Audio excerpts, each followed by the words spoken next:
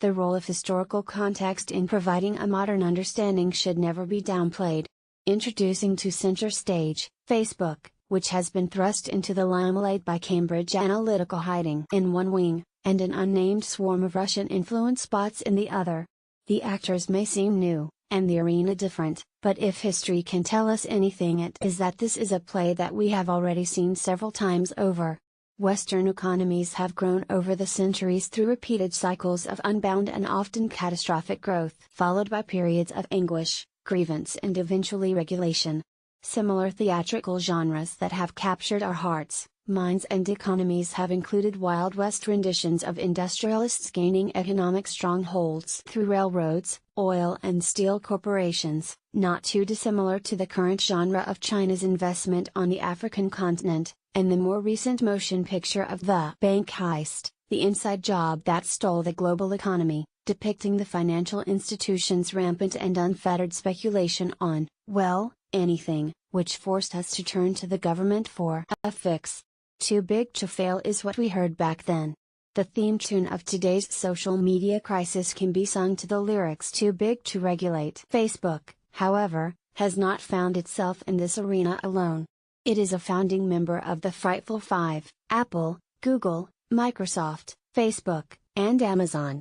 Frightful not just because of their financial dominance, they are the largest U.S. companies by stock market value, but also because of their undue influence over disinformation and global politics.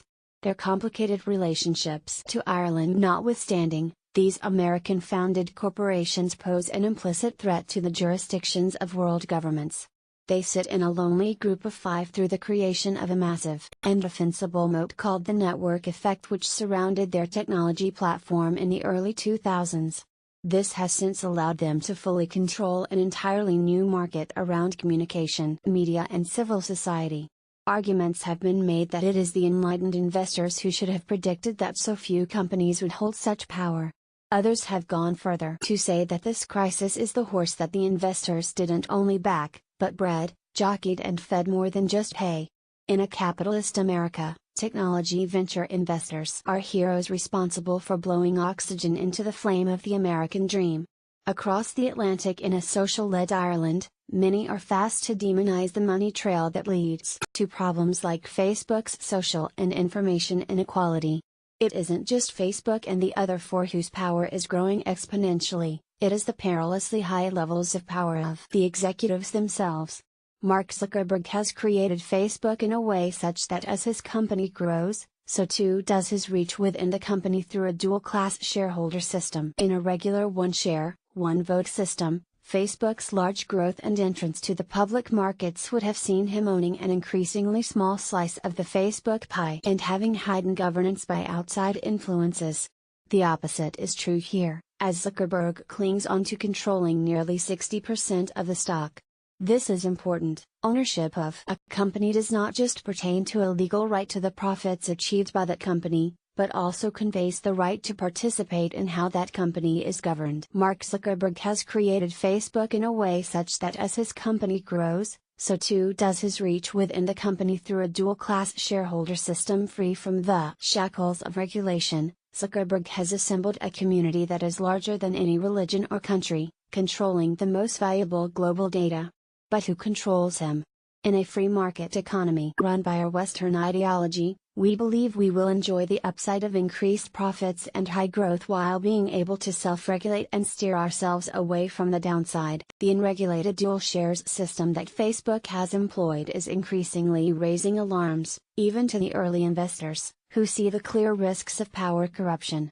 The crucial issue is not Cambridge Analytica or Russian bots, but is instead Facebook and big tech accountability. First, who can protect the users and consumers of the Facebook product, and second, who can protect the shareholders? Neither Zuckerberg nor his number two in command, Sheryl Sandberg, has addressed one of the largest technology crises to erupt of recent times. While enjoying the friendliness, utility, and all-encompassing convenience of social media, we have created a situation whereby the most powerful person in the world cannot be removed from office. We have, like by like and share by share, created a global information autocrat. Facebook is too big to regulate and its leader is nowhere to be found. We have, perhaps unwittingly and through a lack of considerate regulation, created a beast that cannot be tamed. So who will regulate? Prior to the tech bubble, a European company of this size and holding an operating strength in so many industries would have been long broken up in the interest of market and shareholder protection. The mislabeling of Facebook as a social media instead of a purely media platform provides robust protection, which won't change anytime soon in the United States. There is intellectual dispersion surrounding the regulatory methodology of the five, with the academic left seeking antitrust reform and the political right being elusive as the tech industry uses its consequential fortunes to lobby. It is sure that the new information war will break out, as many other wars have done before, on the European continent. As the US looks to Europe, which houses deep technical and regulatory expertise in this industry, one ponders about the director who is brave enough to write the script for the final act.